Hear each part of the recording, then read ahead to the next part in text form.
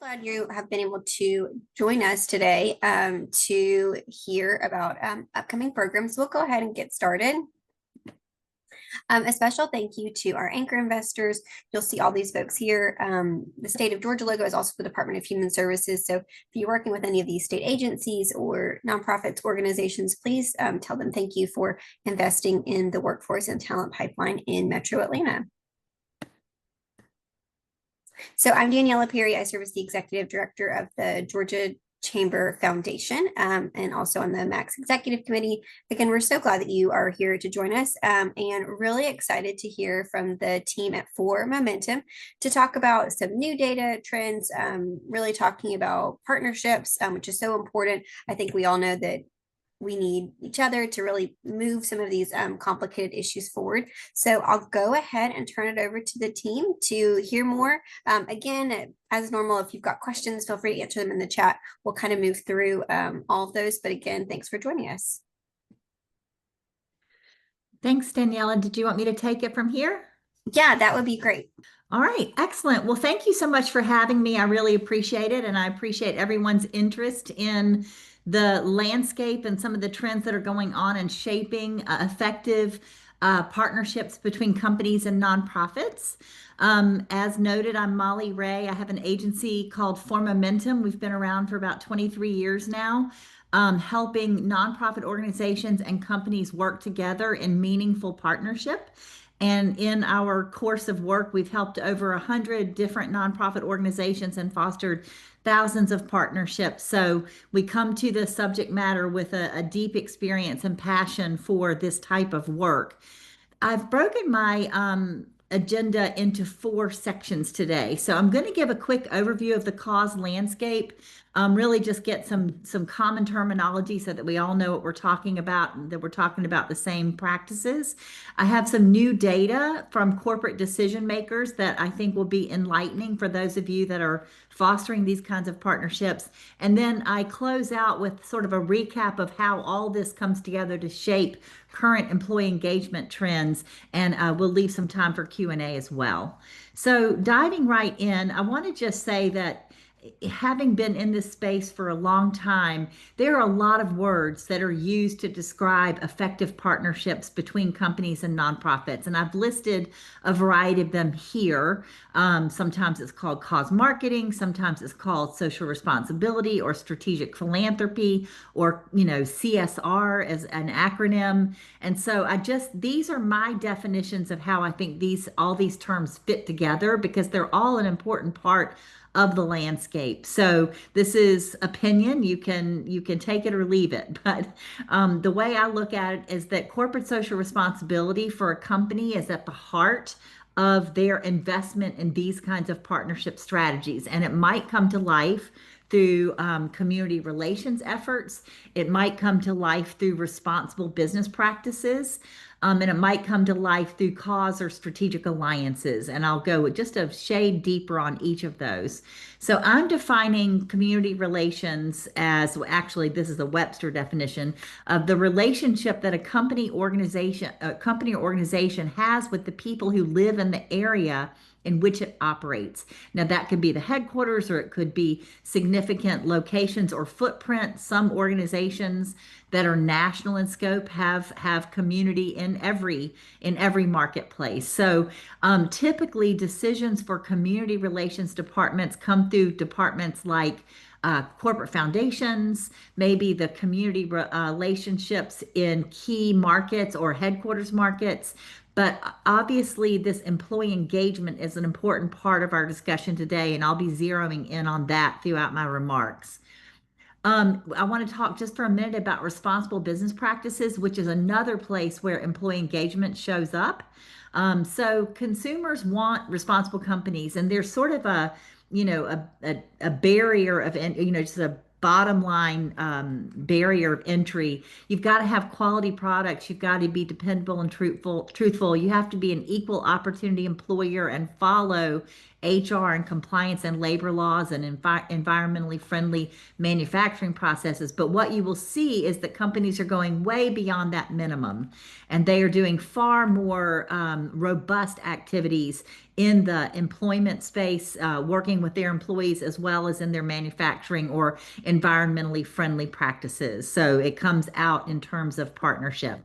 And then last, the third part of that triangle that I showed you is the cause alliances triangle. So, again, it sometimes cause marketing, sometimes cause alliance, social impact partnership. These kinds of terms really refer to mutually beneficial relationships that leverage the assets of what I call both brands. So the nonprofit entity and the corporate entity, it needs to, if it's an effective alliance, it's not one-sided, but it's really helping both partners. It raises funds and or awareness of a societal issue that is agreed upon.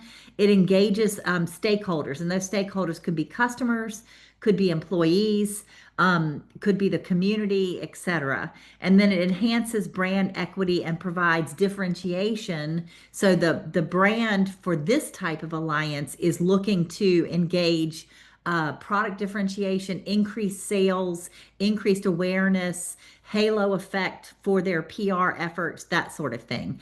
And here are some examples to illustrate what I'm talking about. And these partnerships can either be a one-on-one partnership or can be a multi-partner platform. So on the far left, this is a campaign actually that we conducted between Reading is Fundamental, which is a literacy-based organization, and Starbucks, who was promoting their partnership in the DC marketplace. So you can see how we brought these two brands together to talk about how important the issue is, and that 70% of DC fourth grade students do not read on grade level. So engaging Starbucks customers to support that. On the far right is another example of what I call a one-on-one partnership. This is some work that we did with Boys and Girls Clubs with a gasoline gas stations, Murphy USA. You're probably familiar with them. And this was a roundup campaign where individuals could add a donation to their purchase to support kids in their community. The middle one is not one that For Momentum did, in full disclosure, but it's a great example from the marketplace with Subaru, where they partner with multiple partners on their Share the Love event. So that's an example of how it can be either a one-on-one or multi-partner platform. Rounding out this section of data, I just want to talk a little bit about the big trends where really years ago it was partnerships between companies and nonprofits were considered corporate altruism. It was just sort of a nice to do. They wrote a check and that was the extent of it. Moving into where we are today, and we're really moving into that present future, it's no longer just a nice to do. It's strategic philanthropy, and they are really engaging in fully reporting and being very transparent about what they're doing. They're looking to really more than just supporting the nonprofit. They're looking to integrate their business goals and really have a mutually beneficial type of relationship. You'll see more and more in the research I'm about to share. They want to even know what is the impact that they are delivering in these. So it's no longer we're supporting literacy, but we're helping this many more kids read, and this is how it's changing their career trajectory. So they really want to pull it through, not just to sponsoring something, but to really being fully engaged in the societal impact. I throw this slide into the mix because I think it's very important. It's about 10 years ago now that the UN developed what they call the SDGs, the Sustainable Development Goals. And they have, I list them here. You will receive these slides. If you've not seen this before, I would encourage you to take a look at it. Companies today sort of have a lingo where they'll talk about, we support 1, 9, and 17, so this is a common jargon that companies use to really talk about where they are focusing their CSR budgets.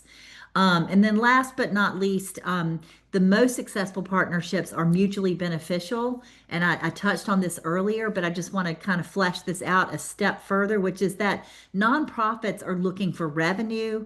They're looking to expand their mission to new audiences. They're looking to build brand awareness. They do look for opportunities for companies to provide in kind or volunteerism or event sponsors, that sort of work, and ultimately to deepen local and community support. Whereas companies, they're trying to get to that deepening the support as well, but they need to find benefits like marketing and PR or sales opportunities or HR engagement of employees, that sort of thing. So even though they are coming together to work to get, they're coming and working together, they do have their own benefits which need to be met. And really the multifaceted type of partnership approach is the goal. So you'll see volunteer events and employee engagement, but oftentimes they're often looking for media relations and to generate awareness or to achieve financial goals. So it is a multifaceted type of partnership. Okay, with that groundwork laid, I'm going to go into some insights about the state of giving. And this is I thought that it would be very important in today's, let's just say today's landscape of the news and how we are all dealing with a lot of shifting headlines, even today. I mean, every day we get a new headline. But the point being that there was a feeling that this would negatively impact corporate giving. And what we are seeing is that is not the case. So this is a study that actually For Momentum conducted in first quarter of 2025. And I'm going to give you a whole bunch more insights from this study soon. But right at this moment, what I wanted to point out is that we asked the question, based on your current projections, do you expect your company's overall giving to nonprofit partners in 2025 to increase, decrease, or remain stable? And so I'm highlighting this left-hand slide first, which is this nice, beautiful, big slice of blue showing that 73% of companies expected their overall giving to be stable. Great number. Within the 25% or so that remains, about 13% expected an increase and about 14%, so pretty even split between increase and decrease. When we ask the question just a slightly different way, which is, do you expect to support the same number of partners? We see the nice, big, beautiful slice of blue, 72%. But the green, the decrease has risen here. And what this tells us is that companies need for their nonprofit partners to deliver impact to stay on the donor list. And we'll dive into that a little bit more in a minute. So rounding out the overall economic landscape picture, here is a snapshot from second quarter. So in Q2, and this is a study that was ACCP and Blackbaud, and what we see here is stability. Yellow is staying the same, and that is the biggest bar graph across all types of giving: operations, grant making, foundation, and employee engagement. But what we do see, which is nice for the workforce topic that we're here to talk about today, is that there is this orange bar, which is increase, is the largest for employee engagement. So mostly stability, but if there is going to be an increase, it's most likely going to be in employee engagement budgets. And then rounding out with Q3 data, and this is from the conference board in September of this year. So the majority of companies are still anticipating stability into 2026. So this one starts to forecast forward into next year. Great news, 65% are expecting to stay flat, 17% to increase moderately. So it's a good economic forecast for those of us in the partnership space. I'm going to dive in now, and I am, because our time is limited and I want to make sure there is robust amount of time for discussion at the end. I'm going to go through these pretty quickly. I'm just warning you. I may be Southern, but I can talk fast. But you're going to get all these slides, and we're going to give you a link to the full study. So I'm just sharing things to kind of paint the picture and cue up the conversation for impacts into employee engagement, which is where we want to spend the bulk of our time together. So I just want to point out this study was conducted in first quarter of 25 among US-based corporate companies and U.S. corporate decision makers. This is the fourth time that we've done this study. And so this is, we thought that 2025 would be a particularly opportune time to get a new pulse check. The last time we had done it was in 2022, which was just post-pandemic. And so obviously lots of things have changed in that time period, including the current landscape, economic and political. So we wanted to just get a current pulse. So one of the first questions we always ask as a benchmark is which of the following types of partnership activities are you engaged in, right? And so we offer up partnerships with local nonprofits, with national nonprofits, participation in events, employee engagement, and then just exclusively in the headquarters market types of activities. So again, we want to queue up a discussion about employee engagement and workforce. So what we highlight here is that 81% of companies tell us that they are engaged in employee engagement activities. I would also suggest that this 90%, this local event, is something that for you to pay attention to as well, because very often when a company is engaging at the local level, it's because they are supporting events. And at those events, they engage their employees. So it's all good news. But this employee engagement one is particularly important. We are seeing some shifts within these decisions, which we'll continue to flesh out on some future slides. And when a company makes a decision to support a nonprofit, we are seeing a nice nod towards longevity. So about 60% are in the 2 to 6 year commitment range. We see a low number here on just a one-time commitment. So it's nice that once you are able to secure these partnerships, they are lasting 2 to 6 years with a slight this green up triangle means there was a directional change, a significant directional change versus 2022. So what we see is an increase in the 4 to 6, but a decrease in the 7 to 12 year range, or 7 to 11+ year range. So they are long partnerships, which is a good investment for nonprofits. In terms of the mission selection, this is a very important topic to many nonprofits. I want to point out that the biggest bar, 45% of companies support multiple areas of mission space, and they work with several nonprofits. So I think there's a tendency for nonprofits to feel sometimes, oh, well, they're already supporting some other organizations, so they're not going to support me. But that's not true. They are looking for the right opportunities, and when the right opportunities are there, they will invest.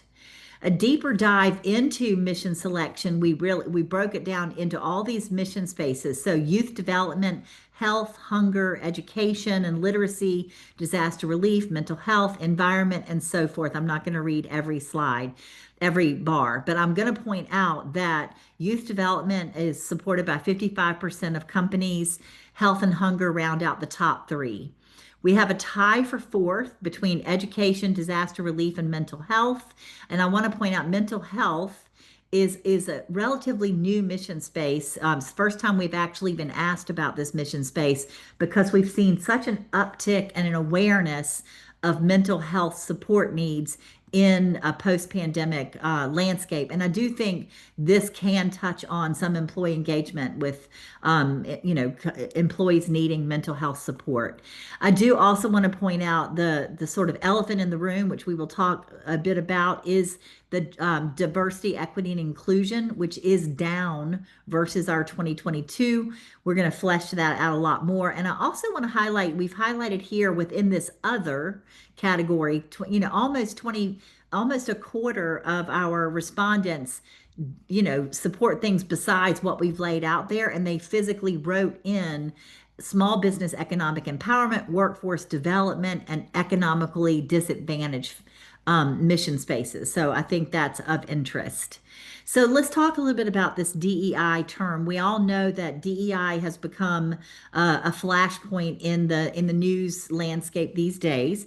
And we see here that in this chart by the SEC, before George Floyd unfortunately was killed in May of 2020, DEI support was sort of companies mentioning DEI was down here, in the lower ranges. We see this huge spike after George Floyd and continuing for 4 years until an inauguration took place in January, and now we see it begin to drop. So, what we believe though is that mostly companies are decreasing the use of these words, not necessarily decreasing their commitment to making impact in these mission spaces. So here's an example of how the language is changing. And this was from an article that was in New York Times, and I found it fascinating. So Uber is the example. There were a lot of other examples, to be clear, but I just selected this one because it was succinct. So in 2021, they were saying in July of 2020, we publicly committed to becoming an anti-racist company. In 2022, in the same section, they softened the language to be more specific. So instead of publicly committed, they announced 14 commitments. The next year, they announced commitments. 2024, they dropped this reference, and 2025, they dropped their diversity and inclusion section from the website entirely. So that's an example of how things are shifting. But yet at the same time, there are some companies that are doubling down and saying, we'll never step away from this. We're going to get even more deeply supportive of this space because we believe in it. This Lush example is one where they took it to their cause marketing type of strategy with some bath bombs called diversity, equity, and inclusion. They renamed their most popular bath bombs to really make the point that they were digging in deep to support this issue.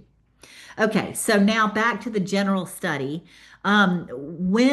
Please select your most important reasons for why you support a partner. And they could select up to three. And what we see here, and this trend comes out through a lot of different questions, but brand mission alignment is the most popular driving factor. So what that means is that if your mission needs to align with the brand of the company.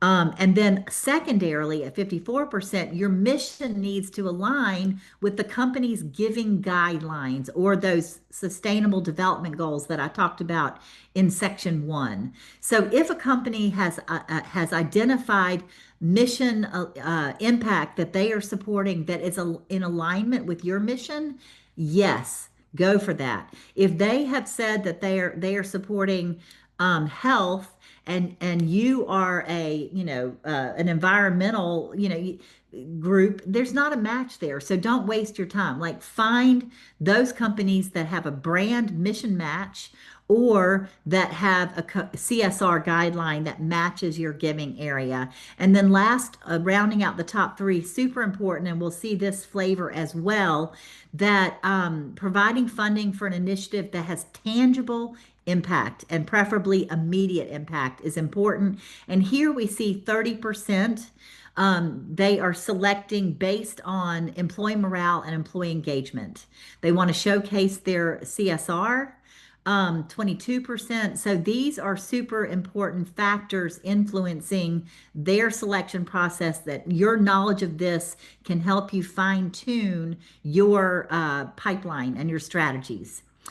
Another factor that's really important these days is the decision makers within the company, and they have really broadened, right? So we see on typically 8 departments or more are involved in these sorts of decisions, these corporate partnership decisions, with an average of 3 departments being heavily involved. So heavily involved is the dark blue. And so we see the most heavily involved are CSR, Marcom, senior leadership, a third of the time. That didn't used to be the case. PR, foundation, and so forth. So where HR is not heavily involved, but they are more than a quarter of the time they are involved, or more than half the time they are moderately or lightly involved. And then looking at how they measure success, this is another reinforcement. It's a different question, but it tells us similar results that the impact towards the nonprofit mission is what they are looking at to measure success. Followed, number two, by employee engagement. So if you are working with corporate partners on employee engagement, be sure that you are ready to show them how measures of how it is moving the needle. You need to ask them what their priorities are and how your partnering with you is going to make a difference, and then report back on that. The reason partnerships end primarily is because of budget. Secondarily, because the nonprofit didn't deliver on what was promised. So make sure that you are committing to what you can actually accomplish and then reporting out on that. The challenges to these partnerships are budget. So be efficient, be as economical and return on investment to make sure that it's affordable for your corporate partners if you're a nonprofit. Make sure if you're a company that you are allocating specific budgets to these campaigns, because it's more than just the amount that you commit to the nonprofit. You have to activate it, and that requires budget. I'll round out this section with a quick highlight on what we saw change the most from 22 to 25. So it was cost, it was target audience, and it was partnership focus. So from a cost perspective, we see in 2025 that budget is more of a top concern than it was in 2022. So it was cited as the number one partnership challenge. 79% of companies rank the cost of the sponsorship packages as a top factor when they're looking at making a selection for a partner. And 84% said that budget restrictions were the top reason for the partnership ending.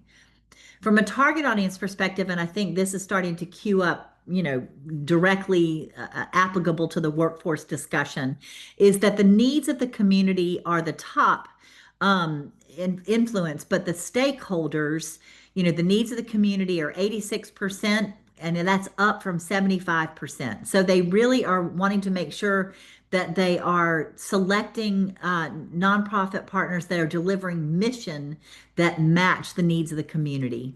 Where this nice 73% number of employees being a key stakeholder in 25 is great. I mean, 3/4, but it was even a bit higher in 2022. And I believe that is because we are just coming back from work post-pandemic in 2022, and companies needed to make sure that they were having retention strategies and recruitment strategies to get the best possible workforce for their companies. And then senior management, again, increasing influence. We see it increase from 61 to 67%. So if you are working on these strategies, make sure that you are integrating the goals of your C-suite for success. And then last but not least, this local partnerships shift. So 90% of companies are partnering with local nonprofits, and that is up from 83% 3 years ago. And we think this is really because events are back. So in 2022, events were quiet. They were dark. People were still wearing masks. They were just coming out of that phase, and like people weren't convening in events. But now that we're back, people have a craving to have events and be together more than ever before. So we are seeing in 25 an increase in event sponsorship and involvement in their partnership strategies. So, what does all this mean for you? I'm going to try to get through this next section in about 10 minutes so that we have plenty of time for discussion. Some of this is a repeat of what I've said before. I'm starting to I've laid the groundwork, and now we're going to dig in deep on making the case for employee engagement. So, as I said before, the stakeholders that are front and center for corporate partnership strategies are the needs of the community, the employees, and senior management. So employees being number two at nearly 3/4 of the time. This was another data point from the same survey where we asked, on a scale of 1 to 5, how much do you agree with the following statements, with 5 being you definitely agree, 4 being you somewhat agree, this being the combination of 4 and 5, the somewhat or definitely agree. that being a purpose-driven company drives profit. Tied with that is that CSR is becoming more of a requirement than a nice to have. And that's because being a purpose driven company drives profit, and that being a purpose driven company is influencing employees. So these are all tied for first at 89%, that that companies and decision makers agree that employees have become more aware of and passionate about a company's CSR. 77% believe that having the right nonprofit partner helps with employee retention. And we all know that that's a significant issue for companies, is to retain their talent. So this is from Benevity, a different study, but it makes a similar point. I always like to make sure that our research is not a standalone finding, that it's reinforcing other studies in the marketplace. So I was really happy to see this, that Benevity found similarly that among companies who are increasing their CSR investments, 43% cite business ROI, 53% cite employee interest in working for companies with impactful CSR, and further, consumer demand for companies that invest in CSR are top motivators by 49% of consumers. So there's a lot of rationale and reason for why these partnerships work. This is yet another study. This is the executive CSR report. Or maybe, I'm sorry, maybe it's the same Benevity report. I apologize. It is the same one, I believe. Anyway, Benevity found that the drivers behind companies increasing in CSR were 53% of the time it was because of interest among employees to work for a company with impactful CSR. 49% that because the interest among consumers, 43% because it delivers direct business ROI. And here were the other reasons that flash out their rationale to support these partnerships. So giving them a competitive edge in the talent market, keeping up with regulatory changes or requirements, keeping up with keeping up with the Joneses, what are their competition doing, new leadership vision, and so forth. Companies, this is now I'm shifting the conversation just over a little bit to just general employee engagement, not employee engagement in partnership, but employee engagement with their employer. And so we have three different studies here: Gallup, For Momentum, a different study that we did, and then ACCP with Blackbaud. And what we see is that in the first quarter of 24, engagement dropped to 30%, down from 33% the year prior. And this was among both full and part-time employees, and this was the lowest reported level of engagement in 10 years. So obviously there was something amiss. Other spotlights of this data is that younger employees were down even more, particularly Gen Z. And all of us know that companies are scrambling to really make sure that they are attracting this younger workforce. And so they need strategies to do it. And this sort of lack of engagement was particularly prominent in employees who worked exclusively from home, and that makes sense, right? They're not engaging with their colleagues. So I bring back our data on employee engagement in juxtaposition to that data, that CSR and employee engagement in nonprofit support and in community issues is a great way to have them feel more motivated and more engaged for the company. So 89% of companies believe that employees have become more aware of and passionate about CSR. 89% believe that being a purpose-driven company helps their employee motivation. 77% believe it helps with retention. 61% are actively engaging in employee resource groups, which we know can be a really great way to match the interests of employees with issues that they care about. And then this one is interesting. About 60%, nearly 60% feel that even if a cause area is considered controversial, if it's important to their employees, companies need to find a way to support it. We also see here that providing employee engagement opportunities 36% of CSR professionals report that employee engagement is one of the most valuable opportunities their company is looking for when they are choosing a nonprofit partner, and that's from Gallup. 49% report that employee engagement is one of their most frequently used cause activation. So when they're partnering, about half of the time they're using an activation that engages their employees, and that's from our study in 2023. And then we found ACCP that in Q3 of 25, employee engagement budgets saw the most strength, with 36% of respondents indicating an increase in their budget. That was one of my early charts that we showed you. So with that, I have left, I don't know who, Daniela, I think you're going to help facilitate if there are any questions that have come up or things in the chat for me to address.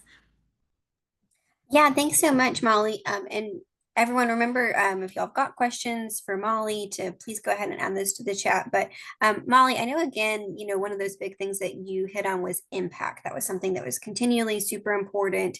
I think obviously from employees, they're trying to make an impact. They want to make sure that when they're showing up to work every day, that they're contributing to a bigger purpose. I know we see that data as well. And younger generations, that's really what the next generation is thinking about from like a millennials, but especially that Gen Z. How would you kind of encourage, and I think too, you also mentioned that when companies are thinking about those partnerships, they'll continue to invest in and support with dollars. It's all about impact. So how would you recommend maybe some of our workforce partners that are thinking about, connecting, how do they demonstrate impact? Are there certain kinds of metrics that are most, that resonate really well? What kind of are y'all seeing in the data? Yeah, that's a great question and such an important topic. So I'm glad you raised it. So first, I want to say that the measurement side of things, it's important that you're not just reporting out on, for example, this many people walked in our event or this many people saw our ad. Those are impressions. Those are not impact, right? And so you need to be looking more toward making an advancement toward a mission objective. So this, our funding, helped this many more families not be hungry, which then leads to this societal benefit is a light example. And I will add to our slides. I know you're going to share these out, but before we send you the final bank of slides, I saw a beautiful impact report from Big Brothers Big Sisters that I thought was just a stellar best in class example, where they show like percentages of their kids who are impacted and what difference it makes in their future. So it's really pulling it through to, the kids who are partnered up are this much more likely to come to school, are this much more likely to graduate, are this much more likely to have a successful career. So it's pulling those data points through to things that matter.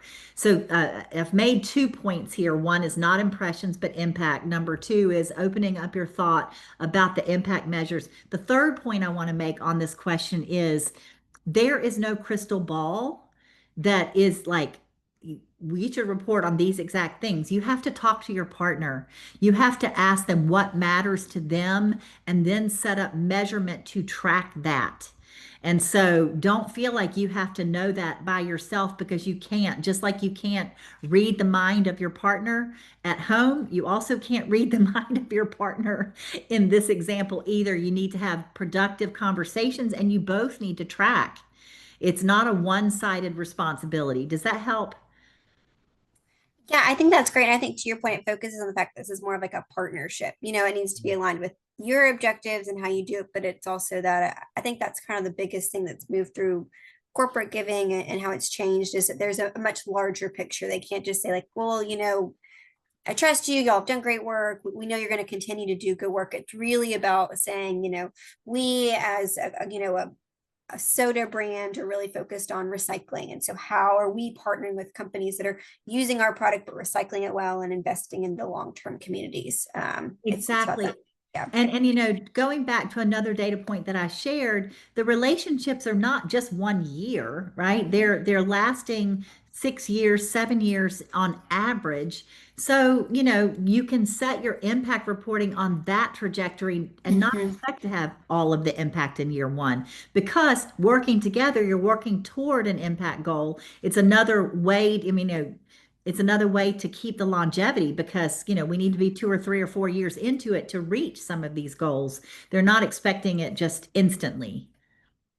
Yeah, and I think that's a great point too. I mean, it's one of those things once you do kind of, to your point, and build that relationship, it's not about kind of like a, one and done. We've made this connection and we're good. They really are looking for people they can continue to invest in year over year. How would you encourage kind of some of our organizations to maybe approach a potential donor or partner with a relationship like that? So, as I tried to pepper into my remarks, I think one of the most common mistakes I see, and I don't know your audience specifically, so I'm not trying to pick on anybody in the room, but what I have found in my career in this space is that so often nonprofit organizations believe that a company should support them because they're in the same market. It's like, I'm getting, used a soda brand. We're talking to Atlanta companies. It's like, well, Coke is headquartered here, so they should be supporting my mission, period, because I'm important and we're both in Atlanta. And that's not realistic, because you need to look at what are Coke's brand mission alignment opportunities and CSR priorities. And so, again, I'm not really speaking about that brand. I'm just using that as an illustrative example where, nonprofits and associations need to look at the brand mission match first and the CSR mission alignment second. Otherwise, you're just spinning your wheels and you're wasting your time. So that is the most important factor. And then I laid out a bunch of other things in my slides about what they're typically looking for, and use those as conversation starters. And back to what I said before, don't anticipate that you can read your prospect's mind. you know, in the ideal, once you have an appointment, in the ideal scenario, you're going to have 5 or 6 slides that illustrate who you are, what you do, and what your reach is, and what your impact is, so they get grounded in that. Then you're going to spend the bulk of your 30-minute call asking them good questions about, what are your priorities? What are the mission areas that you want to impact? What are those things that matter the most to you? How do you measure that? How do you engage your employees? Reconnaissance. You've done your homework before the call to learn as much as you can about what's posted in the public space. And then you're using this spotlighted one-on-one opportunity to, ask open-ended questions. This is a funny little thing, but hopefully it's memorable, that in your introductory call with a company, you are going to use the 2-to-1 rule. You have 2 ears and 1 mouth. So listen twice as much as you talk. and the 70-30 rule, whatever you want to call it, and you will have much greater success, because this is not a production where you're going out and saying, here I am, ta-da, aren't I great, give me money. You are saying, this is what we do, let me know what's important to you, let's look how we can collaboratively build something together. And those are the advice points that I would give you for success. Yeah, and I think, it's a great perspective too, because you're starting to build that relationship, and you may not know, maybe you don't get funding in that first year, but by building it, by investing, by saying this is who we are, we want to learn more about you, maybe this year we don't have as much alignment, but I'd love to continue to you know keep in contact and see if that changes, because I think we're continuing to see that change from businesses as changes are moving, new policy areas are becoming more important. And to your important, if employees kind of say, hey, we'd love for you to focus on this instead of this, based on what we're seeing in the marketplace. So Yeah, I think it's, can I speak to that too? of Because you raised course. an excellent point. And again, we'll kind of create a little appendix with some more data based on the Q&A. But we have a data point which I think is really interesting and affirming. So we asked nonprofit organizations, typically, how long is it after the first call? Getting the first call can take a year by itself. But I'm talking about once you have the first call, and it's a year or more typically before you get a commitment. So you've got to be in these for the long haul. We also ask the question this way, which is a sort of a business to business sales, metric, which is once you have the first call, what's the average number of touch points before you secure? A touch point can be a meeting, a touch point can be you sending an email. There's a variety of different ways that you can touch it. It's 11 to 20 touch points before commitment. So invest accordingly and don't give up. If they didn't answer on the first ring, it's okay. You've got to give them a minute to respond. It's a partnership. And so you're popping into their world. They weren't expecting you necessarily. And so you got to give them time to say, oh, well, this is great. How might this fit in our plan? And really budget to have a long conversation with them. And we'll add those data points to the appendix. Yeah, I think that's a great point. And so many companies, they do kind of, either do their budgets at the end of the year or maybe mid-year. And so depending, they may really see alignment and see an opportunity, but just kind of how budget is, they don't have time to invest. So to your point, getting in early, really thinking about how do we do that, it allows you to kind of be more flexible. And, I think you shared having lots of different ways to kind of start that, engagement and partnership. And once you kind of prove yourself, show your impact, show you're a good partner, you're someone they can work with, there's always the opportunity to continue to grow, which is exciting. Absolutely. Well, Molly, I so appreciate your time with us this morning. The data in here has been super helpful. I know so many folks, especially in this environment where um, federal funding may have been disrupted. People are thinking about new solutions. How are we, continuing to market ourselves and show our impact, and thinking about new, funding streams that may be available. So this is all really helpful, especially too as companies are doing their budgets and we're thinking through those last things. So appreciate your time with us. But any last thoughts?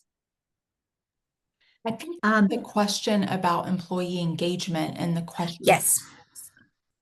Thanks so much, Ashley. There was one question, Molly. Sorry, I missed it. It was in the Q&A versus the chat. It says, given the increased focus on employee engagement, are you seeing more companies hire someone on staff to focus on that? That's a really interesting question. So remember I showed the slide about all the different departments that are involved, and on average it's three departments that are heavily involved, that kind of thing. So this is another one of those. It varies by company, but in general, there you can expect that there's going to I think that you can look for a point of entry through the CSR department, through the community relations department, through HR, and so forth. And so it's not only HR, it's also community relations and things. So I think it's a matter of getting to know your company and where they make their decisions. We have found on our own that when we are trying to make outreach on behalf of one of our nonprofit clients to a corporate prospect, we will identify 5 points of contact and we'll knock on all 5 doors to see who answers. So I'm just saying, don't expect it to be one person. A second layer to that question is that we are seeing through ACCP, if you don't currently follow their data, I would highly recommend that you do. I love their data. I think they put out such meaningful and helpful resources. So I think we have links to it in the slides that we'll be sharing. But they have a study that shows that there's actually a decreasing number of employees in the community, in the CSR, what they call the CSR department. And so those employees are under more pressure than ever before. And so what that translates to is A, be more patient in their amount of time to get back to you, but B, make it as easy and low lift on their personal resources as possible. Make it easy to work with you, and you will have a higher incidence of success because they are strapped. I hope that answers the person's questions, but I'll certainly take a follow-up question if they have one. No, I think that's great. And I would say that's what we've kind of seen too. A lot of folks are doing a lot more within their roles, especially maybe as folks retire or kind of get moved around. And so sometimes it is kind of in those volunteerisms. And so if people are thinking about how do we, spur volunteerism in our employee base as well as kind of giving. And so it's all a little bit different depending on the company. Everyone kind of moves things around in different areas. But I would say that we are probably seeing fewer people do a lot of this than we have maybe in recent years, especially in the past couple years. I think to your point, there was kind of that big shift, and then now we've kind of seen it level out a little bit too. I think is there have been changes in the economy that have made companies be a little bit leaner. Yeah, absolutely. And I forgot, I wanted to make sure and just show this little resource slide for a minute. The study that I've been reporting out of is this first one, this Evolving Trends in Corporate and Nonprofit Collaboration. All of these are for free on our website at formomentum.com/resources. Another one is this social impact stats. My team does just an amazing job of constantly scouring the landscape for relevant data. And here we provide what we call a compendium of that data where you can, read some of the trends. We have entire sections on employee engagement, and you can click to the primary data if you like we'll bring you a few highlights, but you can click to the primary data. And then this is the Pulse of partnerships with some of that sales data that I was talking about.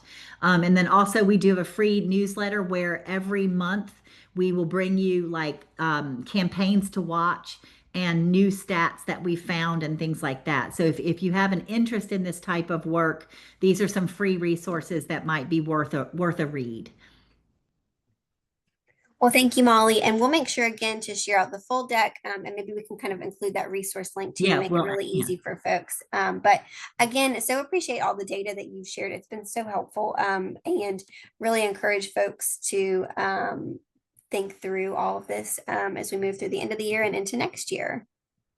Perfect. Well, thank you so much for having me. I hope it makes a difference.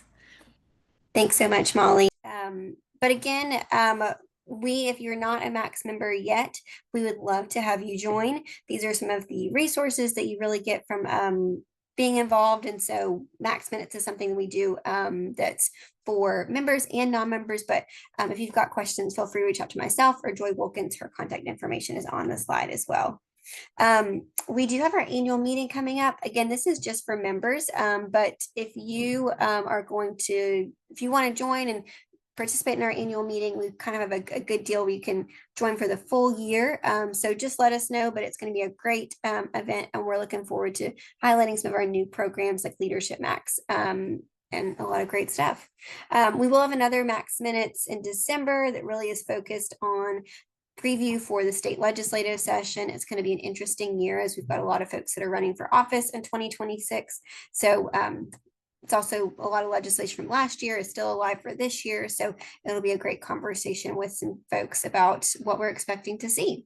And then our Max Academy has been moved to January 22nd. So if you're interested in joining us, just note that there is a new date for that. And we look forward to bringing that programming in 2026. But again, thanks so much for joining us. These are our anchor investors. They're great partners with us. We appreciate if you're involved with these organizations or support them. Hope you have a great Friday, a great weekend, and a great Thanksgiving. And we are thankful for y'all. We'll see you soon. Thanks again.